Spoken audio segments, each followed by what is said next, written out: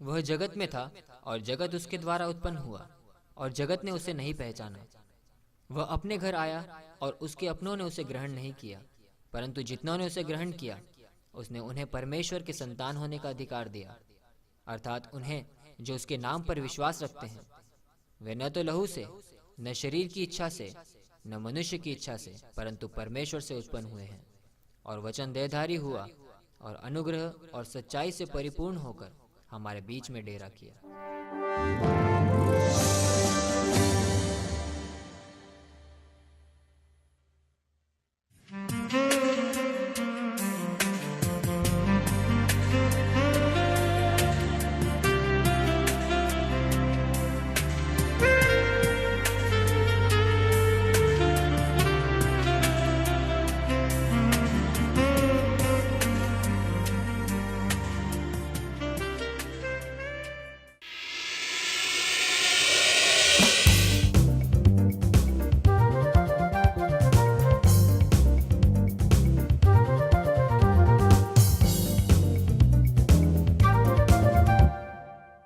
हमारे इस प्रोग्राम खोज में आपका स्वागत है।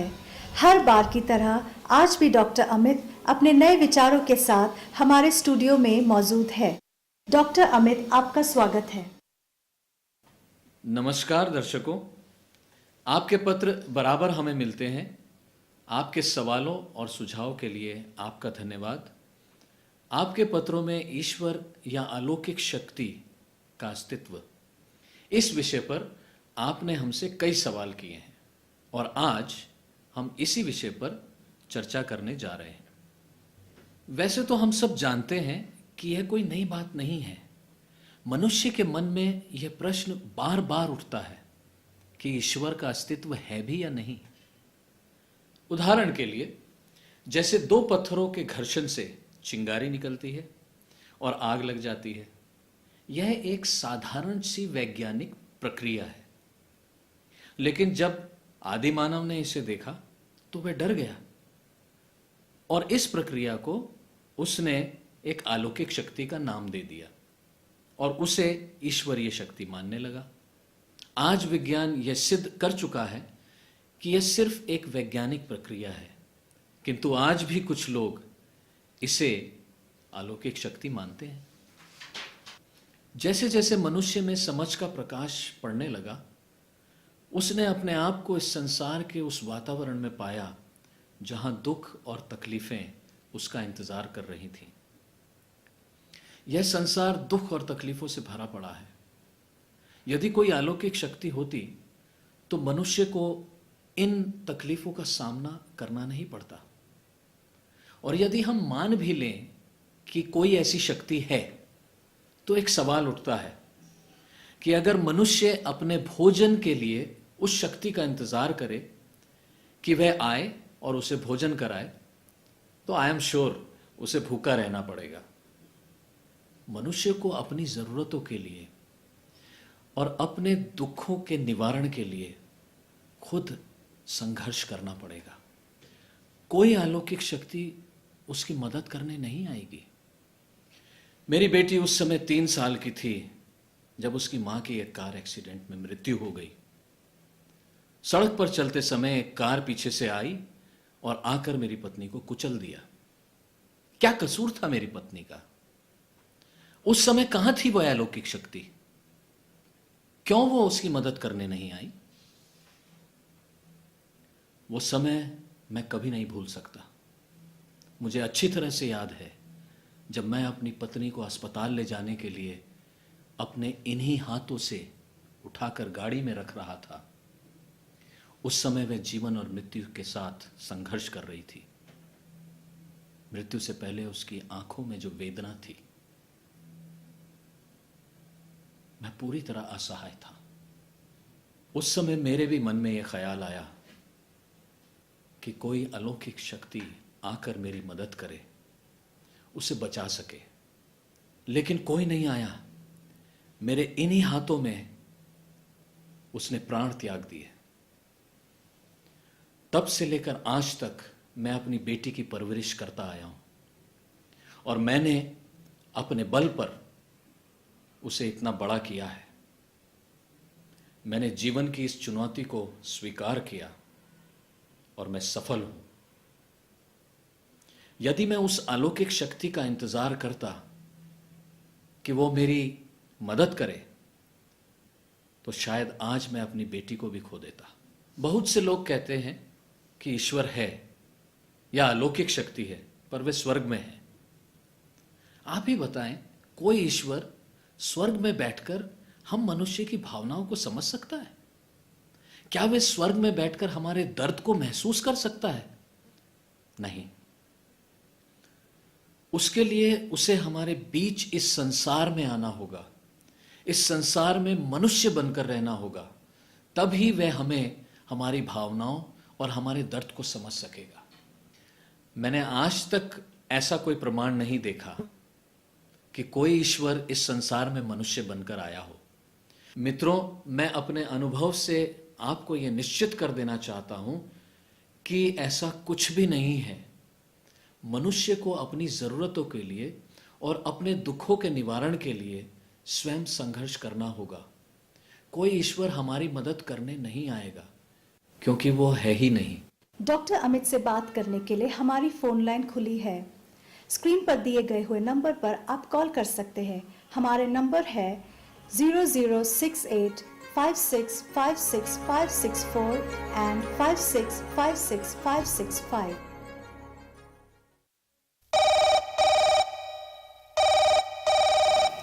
हेलो। हेलो, मैं बॉब बोल रहा हूँ। मुझे अमित जी से एक सवाल पूछना है। मिस्टर बॉब, आपका हमारे प्रोग्राम में स्वागत है। आप कहाँ से बोल रहे हैं? मैं लखनऊ से बोल रहा हूँ। डॉक्टर अमित, मिस्टर बॉब हमारे साथ लाइन पर है और वह आपसे एक सवाल पूछना चाहते हैं। मिस्टर बॉब, अपना सवाल पूछिए। डॉक्टर अमित, अगर आपको कोई ऐसा ईश्वर हिस्टोरिकल एविडेंस के साथ मिले जो आपकी भावनाओं को समझ सकता हो, तब आप क्या करोगे? तो मैं उसे अपना परमेश्वर मान लूंगा, लेकिन मुझे प्रमाण चाहिए। वैसे भी आई एम श्योर ऐसा कोई नहीं है। पर जब तक आप ढूंढते नहीं, आप ऐसे कैसे कह सकते हो? लेकिन मैं अपने कई सालों के अनुभव से यह कह सकता हूं कि ऐसा कोई नहीं है। इसके बारे में हम अपने आने वाले एपिसोड्स में और अधिक चर्चा करेंगे। हमारी चर्चा यूं ही जारी रहेगी। नए विचारों के साथ हम अगले एपिसोड में फिर आपके सामने हाजिर होंगे। अपने सवाल पूछने के लिए स्क्रीन पर दिए गए नंबर पर आप हमसे संपर्क कर सकते हैं। तब तक के लिए नमस्कार। अरे वाह, क्या बात कही। सच है, मैंने भी ऐसे परमेश्वर के बारे में पहले कभी नहीं सुना जो हमारी समझ सके। सच है, ऐसा कोई परमेश्वर है ही नहीं जो हमें समझ सकता है। यार, कब से ट्राई कर रहा हो ये सब छोड़ने के लिए, मगर कुछ हो ही नहीं रहा है। अरे छोड़ो, सुधरना उधरना कोई फायदा नहीं है। सच में कोई परमेश्वर मदद नहीं करने वाला। खाओ पियो ऐश करो बस।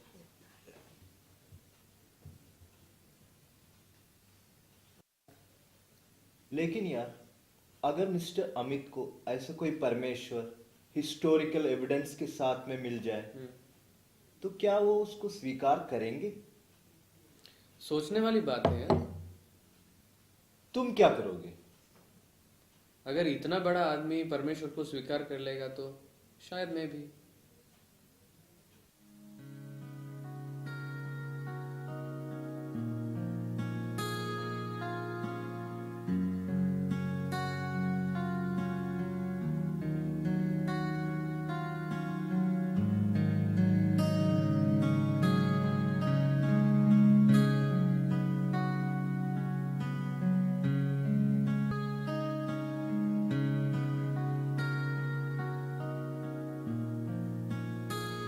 पापा, आप मानसी को जानते हो ना? कौन? मिस्टर अरोड़ा की बेटी? क्या हुआ उसे? कुछ नहीं, वह अपने पापा के साथ कल रॉक गार्डन गई थी। पापा, क्या हम भी जाएं? मुझे भी जाना है। वहां जाकर तुम क्या करोगे? वहां तो पत्थर ही पत्थर हैं। हम फिर कभी चलेंगे। तुमने अपना होमवर्क कर लिया? हाँ पापा, थोड़ा ही बाकी है। ठीक है, तो पहले अपना होमवर्क पूरा करो, और हाँ, सोने से पहले दूध जरूर पी लेना।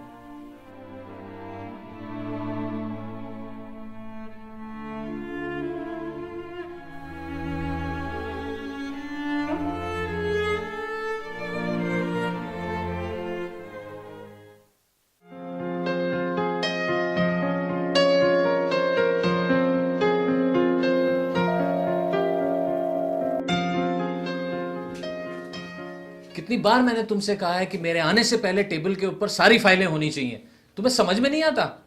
Nonsense. I'm really sorry, sir. Sir, ये लीजिए आपकी फाइल्स।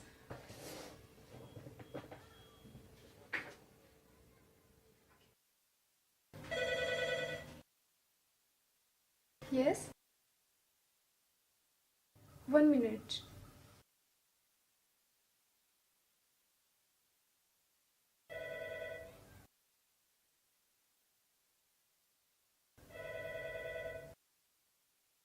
सर, एक क्लाइंट आपका वेट कर रहा है। हाँ ठीक है, भेज दो। Okay sir.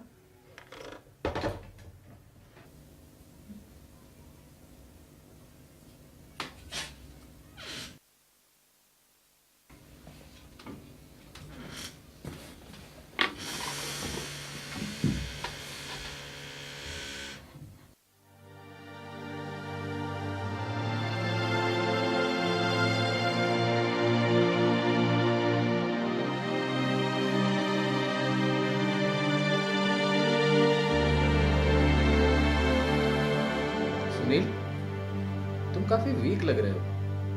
तुम्हारे साथ कोई आया है? नहीं, किसी को साथ लाना चाहिए था। किसी की जरूरत नहीं है मुझे। कोई मुझसे प्यार नहीं करता। मैं बिल्कुल अकेला हूँ, बिल्कुल अकेला। Okay okay, relax.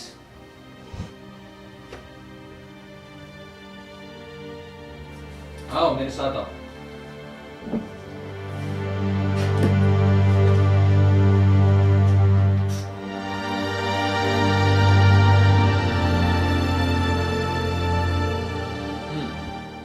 Now tell me, क्या हो गया है तुम्हें? यहाँ तो सब अपनी ही दुनिया में जी रहे हैं, किसी को किसी की परवाह ही नहीं है। क्या ऐशोआराम की जिंदगी ही सब कुछ है? मेरे पास सब कुछ है, लेकिन फिर भी कुछ समय से मैं खुद को बहुत अकेला महसूस कर रहा हूँ।